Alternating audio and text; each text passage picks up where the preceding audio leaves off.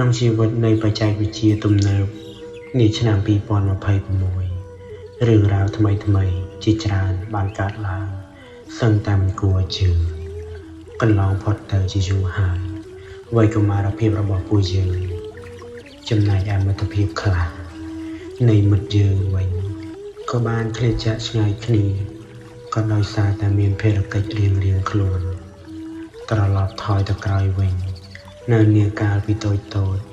ពួកយើងពិតណាស់មិនដែលមានរឿងអ្វីត្រូវខ្វល់ខ្វាយបែបនេះឡើយ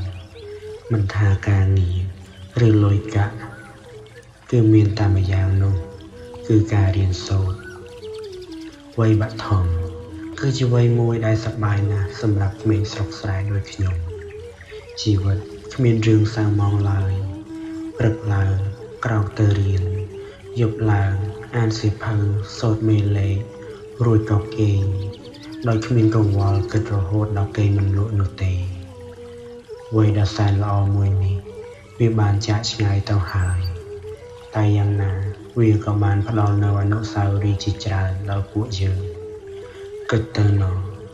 សម័យដែលគ្មានអ៊ីនធឺណិតក្រៅពីការរៀននៅសាលាហើយកិច្ចការដែលពួកយើងមានគឺមានតែភាពសប្បាយរីករាយប៉ុណ្ណោះមិត្តខ្លះក៏លេងនៅលោតកៅស៊ូមិត្តខ្លះក៏បបួលគ្នាលេងរត់កែវអ្នកខ្លះក៏លេងបិទពួននិងពួនដេញចាប់ទិដ្ឋភាពបែបនេះតើមានប៉ុន្មានដងក្នុងជីវិតណោះសំណើចនៃក្តីរីករាយគ្មានទុក្ខកង្វល់វាពិតជាមានក្តីសុខណាស់ថ្ងៃខ្លះពួកយើងក៏នាំគ្នាលុញក្របលុញតែមិនមែនដើរបាញ់សត្វនោះទេគឺទុកដើម្បីលេងបោះអ្នកខ្លះចាញ់ច្រើនពេកក៏យំព្រោះខំលុញហាលមួយថ្ងៃឡើងចុកដៃដល់មកលេងត្រឹមតែ 2-3 ដងអស់រលីងចំណែកឯក្មេងខ្លះក៏រពឹសណាស់ដែរក្រោយពីការលេងល្បែងអស់ចិត្តពួកគេក៏នាំគ្នាទៅគប់ស្រាំងលេងនៅតាមវាលស្រែរួចក៏ត្រូវស្រាំងដេញតិចយំរត់ប្រសាច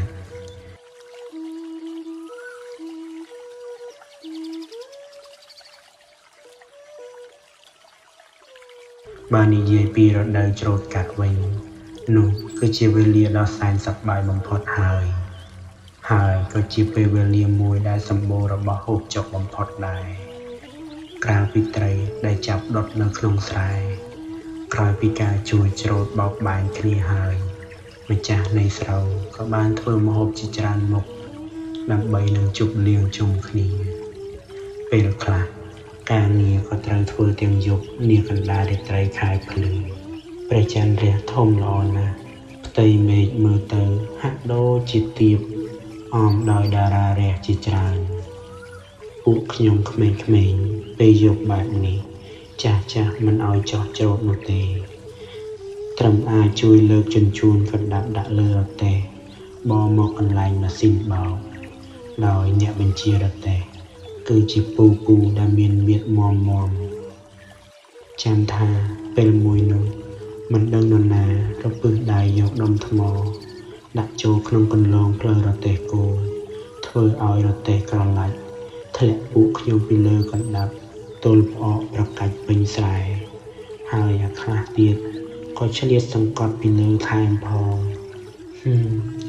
សឹងតែចេញបាយមកវិញចំណែកឲ្យពេលច្រូតបោកបែនវិញអ្នកខ្លះក៏នៅចាំជួយលើកស្រូវហើយក្មេងខ្លះក៏ចាំហុចនៅកណ្ដាប់ឲ្យគេបោះរួចអ្នកខ្លះក៏អង្គុយចាំកត់នៅបញ្ជីចំនួនធុងស្រូវ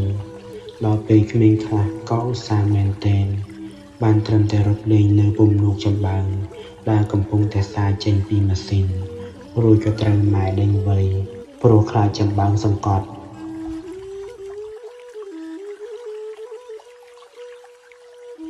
ផុតពីខែប្រមូលផលក៏ដល់នៅខែត្រជាក់ធ្លាក់ខ្យល់មករសៀករសៀ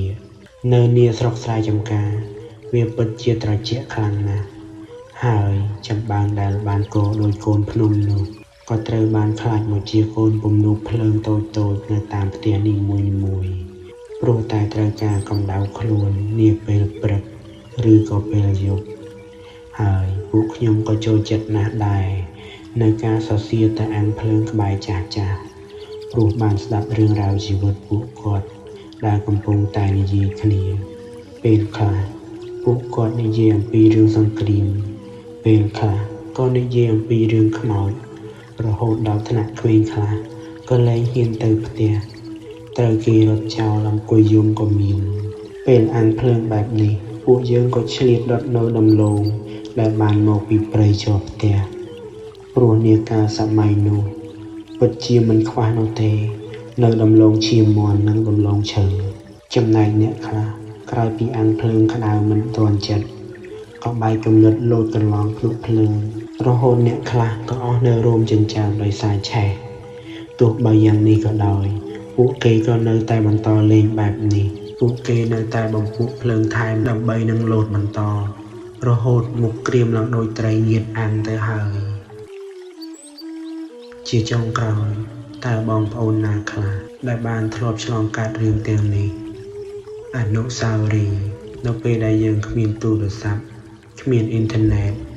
បានផ្ដល់មកឲ្យពួកយើងវាពិតជាការចងចាំមួយដ៏ល្អបំផុតហើយវ័យនោះក៏ជាវ័យមួយដ៏សែនល្អព្រោះគ្មានអ្វីត្រូវគិតអំពល់ពេលឃ្លានក៏រកបាយហូបពេលអបសុខក៏រកគ្នាលេងដោយមានល្បែងសឹងតែគ្រប់មុខមិនថារត់កែវលេងអ៊ូលេងលោតជើងមួយលេងលោតកៅស៊ូលេងរហូតទាល់តែយប់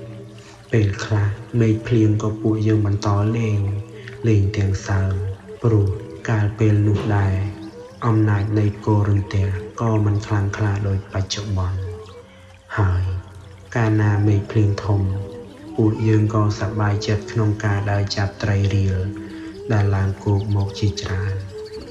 វាពិតជាសម្បូរបែបណាស់នាកាលសម័យនោះតើនរណាខ្លះដែលឆ្លងកាត់រឿងដ៏សែនមានន័យបែបនេះក្នុងជីវិត